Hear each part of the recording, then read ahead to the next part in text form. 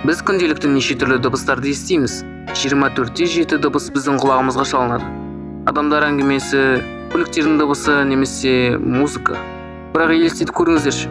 Адамзат баласын не тіпті барлық әлемді жойып жіберетін дыбыс бар ма?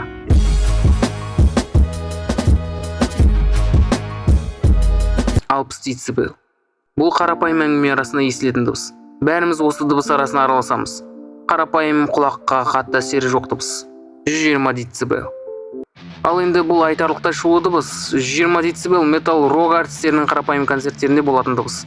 Бұл дыбысқа сен 2-3 сағатта шыдау мүмкінсің. Ал одан артық бұл дыбысты естіген соң қан қысымың жоғарылап, жүрек айнып, басың айнала бастайды. Ендігі 160 децибел. Бұл дыбыс шелегінде кез келген адам баласы есту қабілетінен айырылады. Құлақ қалқаны жарылып дыбыс естумен қош айтысасыз. Бұл дыбысты есту үшін ғарыш кемесінің ұшар уақытында тұруыңыз керек, немесе жоғарыдан құлаған жеңіл метеоритер дыбысы. 250 децибел. Барлық ішкі құрылыстар құрып кетеді. Бұл дыбыстың дірілі біздің ішкі құрылысымызды фаршқа айналдырады. Әзілдейтін нәрсе емес бұл. 310 децибел.